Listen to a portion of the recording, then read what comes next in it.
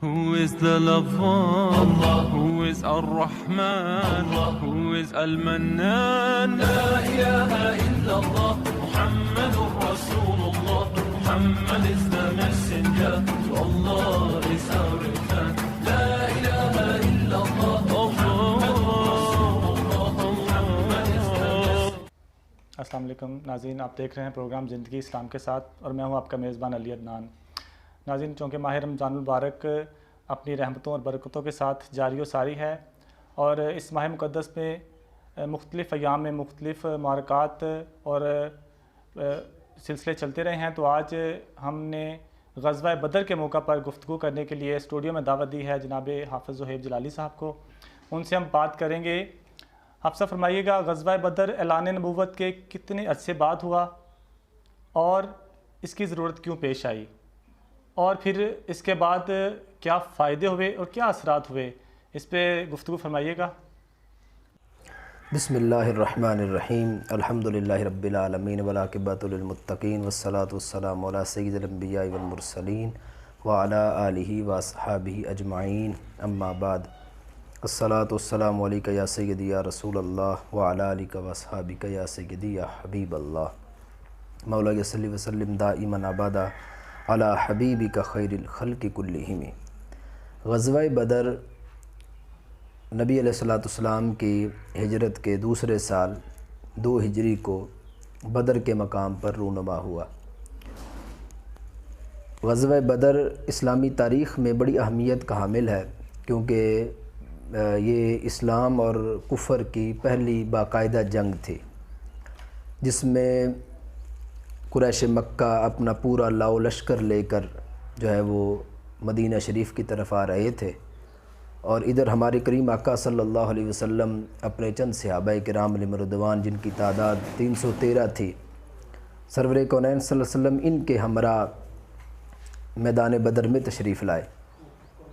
Server कौनैन सल्लल्लाहु अलैहि वसल्लम ने मारका बदर से पहले अपने सहाबाए किराम अलैहिम रिदवान से मशवरा किया और उन्हें कहा कि मुझे इस बारे में मशवरा दो। तो हज़रत सैयदना सिद्दीक़ अकबर रज़ी अल्लाह ताला अन्हु ने, हज़रत उमर रज़ी अल्लाह ताला अन्हु ने बहुत अच्छा मशवरा दिया। और इसके साथ साथ बुखारी शरीफ में है कि हज़रत मिक़दाद रज़ी अल्लाह ताला अन्हु ने अर्ज़ किया, रसूलुल्लाह सल्लल्लाहु अलैहि वसल्लम, हम कौम मूसा अलैहिस्सलाम की तरह नहीं जो ये कहेंगे फ़ज़हब अंता व रब्बुका फ़क़ातिला इन्ना हुना क़ाइदून, कि ए मूसा अलैहिस्सलाम, आप और आपका रब जाके लड़ें, बल्कि कहा कि या रसूलल्लाह सल्लम, हम आपके दाएं, आपके बाएं, आपके आगे और आपके पीछे लड़ेंगे।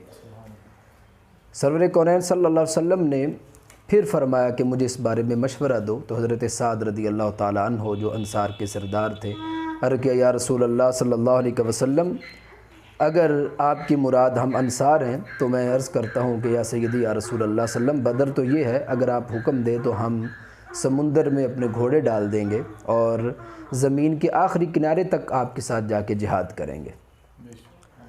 अब ये इस्लाम और कुफ़र की तारीख़ी जंग थी और पूरे अरब की नज़रें ग़ज़वा बदर पे थीं कि कौन फ़तह याब होता है, और मुकाबला ज़ारिया वाले से कोई भी नहीं था कि कुफ़ार जिनके पास की तादाद 700 थी और उनके पास घोड़े भी थे, ऊँट भी थे, उनके पास तलवारें भी थीं और तमाम सामान जंग मौजूद था, जबकि नबी मुहतरम सल्लल्लाहु अलैहि वसल्लम के सहाबा के पास 6 ज़ेरें, 8 तलवारें, 3 घोड़े और 70 ऊँट थे फ़कत। लेकिन इसके बावजूद सरकार मुअज़्ज़म अलैहिस्सलाम के किसी सहाबी ने ये नहीं कहा कि या रसूलल्लाह सल्लल्लाहु अलैहि वसल्लम कि इतने बड़े लश्कर के साथ जंग करने के लिए हमें कुछ तैयारी की ज़रूरत है, और ये बताया क़यामत तक के मुसलमानों को कि काफिर जो है वो अपने सामान पर इन्हिसार करता है और बंदे मोमिन जो है वो अल्लाह ताला उसके रसूल सल्लल्लाहु अलैहि वसल्लम की ज़ात पे भरोसा करता है। अब सहाबा किराम अलैहिम रिदवान और कुफ़ार मक्का ये टकरा गए, और वो कुफ़ार जो कह रहे थे कि ये भूखे नंगे लोग हैं, इनके पास कुछ भी नहीं, हम इनको पहले हमले में ख़त्म कर देंगे। तो तारीख़ आलम में ने ये नज़ारा देखा, चश्मे फ़लक ने ये नज़ारा देखा कि वो कुफ़ार चंद ही मिनटों के बाद आगे लग के भाग रहे थे, اور صحابہ کرام علیہم رضوان کی معراج یہ تھی کہ رب ذوالجلال کی رضا ان کے ساتھ تھی، اللہ کے آخری رسول علیہ السلام ان کے ساتھ تھے، اور رب ذوالجلال نے 5000 فرشتوں کو بھیج کر صحابہ کرام علیہم رضوان کی مدد کی۔ ادھر نبی رحمت صلی اللہ علیہ وسلم نے اللہ کے دربار میں عرض کی، اے اللہ اگر آج یہ لوگ جن کو میں لے کر بدر میں آ گیا ہوں، اگر آج یہ ختم ہو گئے، اگر آج یہ شہید ہو گئے تو قیامت تک تیرا نام لینے والا کوئی نہیں ہوگا۔ تو یہ بات ہمارے آقا علیہ السلام کی ختم نبوت کی بھی دلیل ہے، کیونکہ سرکار معظم علیہ السلام سے پہلے عیسیٰ علیہ السلام تک کسی نبی نے یہ نہیں کہا کہ اللہ اے یہ میرے حواری اور یہ میرے صحابی ہیں، اگر یہ شہید ہو گئے تو پھر تیرا نام لینے والا کوئی نہیں ہوگا، کیونکہ انبیاء کو پتہ تھا کہ نبوت کا دروازہ کھلا ہے اور میرے بعد دوسرے نبی آئیں گے اور وہ تبلیغ کریں گے، پھر اگلے نبی آئیں گے وہ تبلیغ کریں گے، جبکہ ہمارے آقا صلی اللہ علیہ وسلم اللہ کے آخری نبی ہیں۔ اب سرکار معظم علیہ السلام کے صحابہ اگر شہید ہو جاتے تو اب سرکار کے بعد تو چونکہ نبی آنا کوئی نہیں تھا، تو قیامت تک لوگوں کو ہدایت نہیں مل سکتی تھی۔ اس بنیاد پر معرکہ بدر کے اندر 70 کافر مارے گئے اور حق کا جھنڈا بلند ہوا، اور پورے عرب کے اندر اسلام کی دھاک بیٹھ گئی، لوگ جوک در جوک اسلام قبول کرنے لگے۔ غزوہ بدر کے اندر بہت سارے ایمان افروز واقعات بھی رونما ہوئے، جن میں مثال کے طور پہ نبی علیہ السلام جس وقت صف درست فرما رہے تھے تو سرکار کے صحابی حضرت سواد رضی اللہ تعالیٰ عنہ تھے۔ نبی علیہ السلام فرمایا آپ صف کے اندر ہو جائیں، اور ان کے بدن پہ کپڑا نہیں تھا، سرکار نے چھڑی لگائی تو عرض کیا یا رسول اللہ سے میں قصاص چاہتا ہوں، تو نبی علیہ السلام نے فرمایا کہ تم قصاص لے لو۔ عرض کیا یا رسول اللہ سے میرا بدن تو ننگا تھا، یعنی میرے اوپر قمیض نہیں تھی، تو رسول کریم علیہ السلام نے جس وقت اپنی قمیض کو اٹھایا تو وہ سرکار معظم علیہ السلام کے پیکر انور کے ساتھ لگ گئے اور کہ یا رسول اللہ میری کیا مجال میں آپ سے بدلہ لوں، میں تو چاہتا تھا کہ موت سے پہلے ایک دفعہ میرا جسم آپ کے پیکر پر نور کے ساتھ مس ہو جائے۔ یہ محبت تھی، یہ ان کی محبت تھی اتنی صحابہ کرام علیہم رضوان کی۔ اس کے ساتھ ساتھ حضرت عبد الرحمن بن عوف رضی اللہ تعالیٰ عنہ کہتے ہیں کہ میں نے دیکھا کہ میرے دونوں طرف چھوٹے چھوٹے بچے کھڑے تھے، دائیں طرف بھی اور بائیں طرف بھی، اور میں نے سوچا کہ یہ ساڑھیں میری تو بڑی کمزور ہیں۔ کہتے میں سوچ رہا تھا کہ اتنے میں ایک بچے نے مجھے بلایا اور کہا چچا ابو جہل کون ہے؟ وہ انصاری بچے تھے، تو میں نے کہا کہ بیٹا تم نے ابو جہل کو کیا کہنا ہے؟ تو انہوں نے کہا کہ سنا ہے وہ ہمارے نبی علیہ السلام کی شان میں توہین کرتا ہے، تو میں اس کی گردن اڑاؤں گا۔ تو حضرت عبد الرحمن بن عوف رضی اللہ عنہ کہتے ہیں میں نے ابو جہل کی طرف اشارہ کیا، کہتے ابھی یہ بات ہو رہی تھی کہ دوسری طرف والے بچے نے مجھے بلایا اور کہا چچا ابو جہل کون ہے؟ میں نے اس سے بھی وہی پوچھا اور اس نے بھی وہی جواب دیا۔ یہ حضرت معاذ اور معوذ رضی اللہ تعالیٰ عنہما تھے۔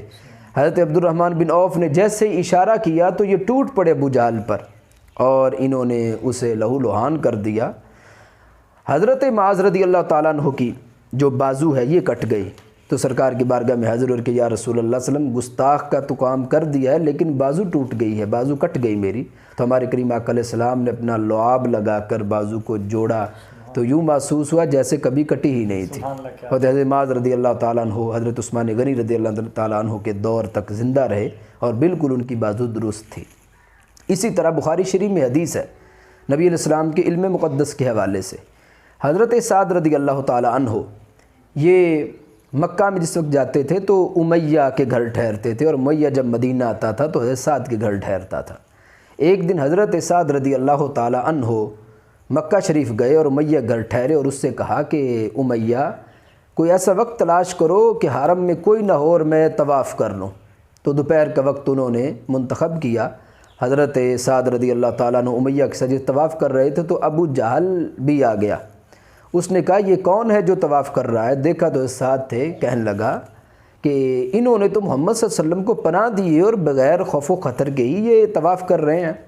تو حضرت سعد رضی اللہ تعالیٰ عنہ نے اپنی پرجلال آواز میں کہا ابو جہل اگر تو نے مجھے طواف سے روکا تو اللہ کی قسم میں تیری تجارت بند کر دوں گا، کیونکہ ان کی تجارت مدینہ شریف کے راستے سے ہوتی تھی۔ تو امیہ کہنے لگا اے سعد خاموش رہیں، یہ تو پوری وادی کا سردار ہے۔ تو سعد رضی اللہ تعالیٰ عنہ کو جلال آ گیا، فرمان لگا تو بھی چپ کر، اللہ کی قسم میں نے اپنے رسول علیہ السلام سے سنا ہے، میرے نبی علیہ السلام نے فرمایا کہ وہ تجھے قتل کریں گے۔ کہا کیا مکہ میں کریں گے؟ کہا یہ نہیں کہا لیکن یہ فرمایا کہ قتل کریں گے۔ اب وہ کافر ہونے کے باوجود بھی اس کا یہ نظریہ تھا کہ محمد مصطفیٰ علیہ الصلوۃ والسلام جو کہتے ہیں ویسے ہوتا ہے، اور اللہ نے ان کو اتنے علوم عطا کیے ہوئے ہیں۔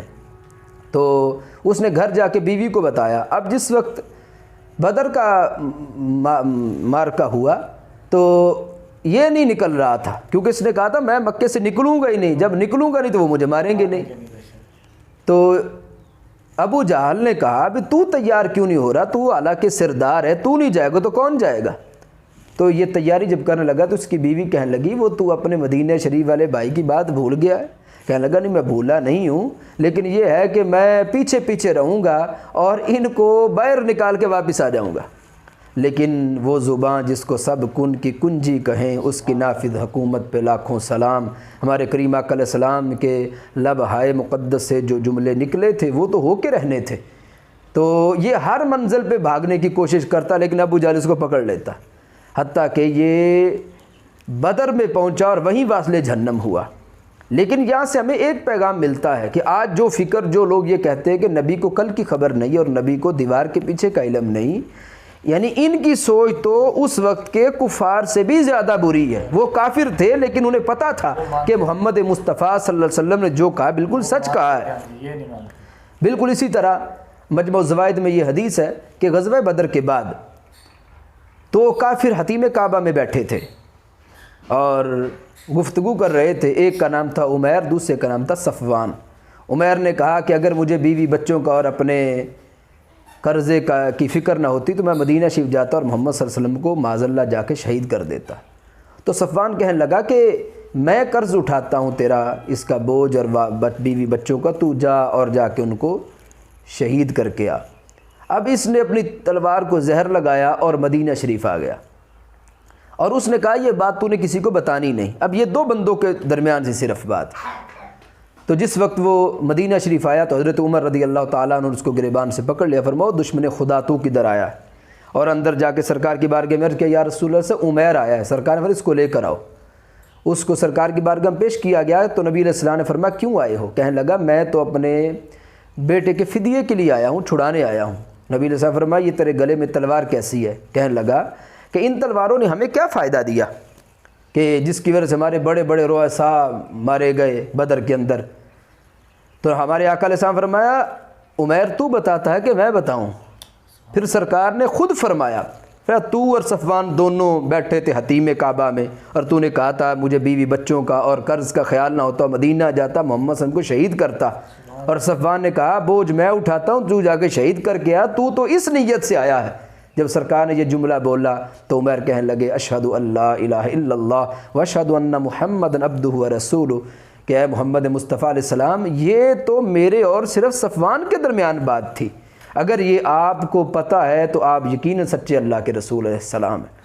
اس بنیاد پر، اور پھر یہ صحیح مسلم میں حدیث ہے کہ ہمارے آقا علیہ السلام نے غزوہ بدر کے ایک دن پہلے بدر کے اندر نشان لگائے اور کہا یہاں پہ فلاں کافر مرے گا گرے گا، وہاں یہاں پہ فلاں کافر مر کے گرے گا، یہاں پہ فلاں کافر گر کے مرے گا۔